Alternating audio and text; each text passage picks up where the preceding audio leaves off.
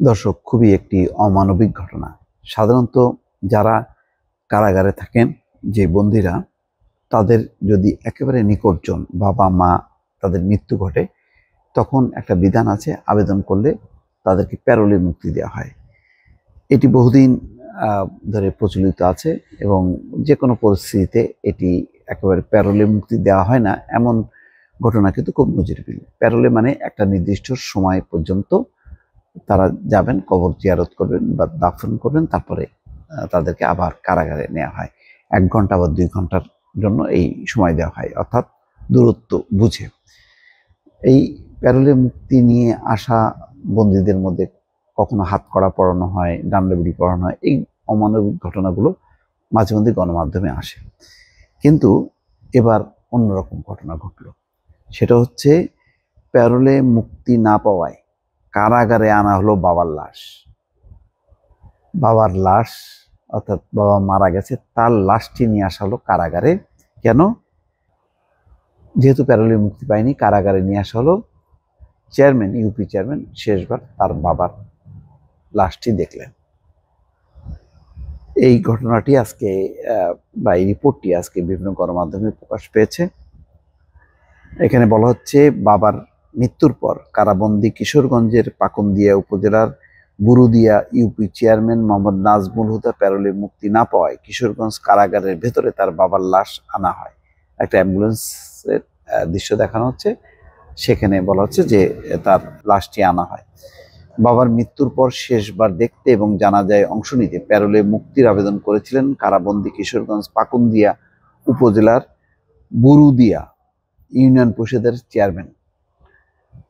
Burudia union পরিষদের chairman তিনি হচ্ছেন মোহাম্মদ নাজমুল হুদা রুবেল। শেষ পর্যন্ত তিনি প্যারোলে মুক্তি পাননি। তবে তার বাবার লাশ কারাগারের ভেতরে এনে তাকে শেষবারের মতো দেখা করার সুযোগ করে দিয়েছে কারা কর্তৃপক্ষ। কারা কর্তৃপক্ষ এই সুযোগটি দিয়েছে, কিন্তু সেই সুযোগটি যদি দেয়, বাবার লাশ কারাগারে আনা, তাহলে প্যারোলে মুক্তিটা দেয়া হলো না কেন? এটা একটা প্রশ্ন। আজ দুপুর ১২টার দিকে, ১২:৩০টার দিকে জেল গেট থেকে মরদেহবাহী অ্যাম্বুলেন্সটি কারাগারের ভিতরে নিয়ে যায় কারা কর্তৃপক্ষ। পরে সেখানে বাবাকে শেষবারের মতো দেখেন ইউপি চেয়ারম্যান নাজমুল হুদা। বিষয়টি নিশ্চিত করেছেন কিশোরগঞ্জ জেলা কারাগার কর্তৃপক্ষ। এর আগে রোববার রাতে ইউপি চেয়ারম্যান নাজমুলের বাবা জিয়াউদ্দিন রাজধানীর ন্যাশনাল ইনস্টিটিউট অব নিউরোসায়েন্স ও হাসপাতালে মারা যান। পারিবারিক সূত্র বলে, বাবার জানাজায় অংশ নিতে ইউপি চেয়ারম্যান নাজমুলের পক্ষে তার আইনজীবী সুজিত কুমার দে আজ সকালে জেলা প্রশাসকের কাছে নাজমুল হুদাকে প্যারোলে মুক্তি দিতে আবেদন করেছিলেন। পাকুন্দিয়া থানার ভারপ্রাপ্ত কর্মকর্তা সাখাওয়াত হোসেন জানান, আইন শৃঙ্খলা রক্ষাকারী বাহিনীর মতামত নিয়ে নিরাপত্তার স্বার্থে ইউপি চেয়ারম্যানের পক্ষে করা আবেদনটি নামঞ্জুর করা হয়। একই সঙ্গে গ্রেপ্তার ব্যক্তিকে তার মৃত বাবাকে জেল গেটে দেখা করানোর ব্যবস্থা করতে কারা কর্তৃপক্ষকে বলা হয়। তার মানে নিরাপত্তার স্বার্থে কি সেই নিরাপত্তা ছিল, এমন কি ভয়ঙ্কর ব্যবস্থা ছিল, সেটা বোঝা যাচ্ছে না।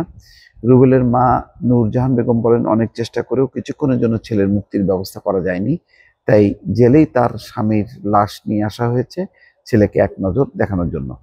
পরে বাড়িতে ওর বাবার জানাজা হয়। তিনি আরো বলেন, তার ছেলে আওয়ামী লীগকে সমর্থন করলেও কোনো পদে নেই, তবু তার বিরুদ্ধে ৩টি মামলা হয়েছে। স্বজনরা জানান, দুপুর ১২টার দিকে মরদেহবাহী অ্যাম্বুলেন্স কারাগারে নিয়ে যাওয়া হয়। মরদেহের সঙ্গে ইউপি চেয়ারম্যানের মা নূরজাহান বেগম, অন্য স্বজনরাও ছিল। তবে অন্য স্বজনরা ইউপি চেয়ারম্যানের সঙ্গে দেখা করতে পারেননি, কেবল মাকে দেখা করতে দেওয়া হয়েছে। যাই হোক, বিষয়টি মানে খুব অমানবিক। এটি পরিহার করা ভালো। অন্তর্বর্তী সরকার তো মানবিক সরকার, সবাই তাই জানে।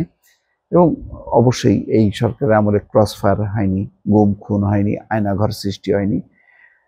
বিগত সময়ে যে সমস্ত রিপোর্ট এসছে খুবই অমানবিক। সুতরাং এইটি মানবিকভাবে বিবেচনা করা উচিত ছিল। জানি না অন্তর্নিহিত অন্য কোনো কারণ আছে কিনা। দর্শক, ভালো থাকবেন। আল্লাহ হাফেজ।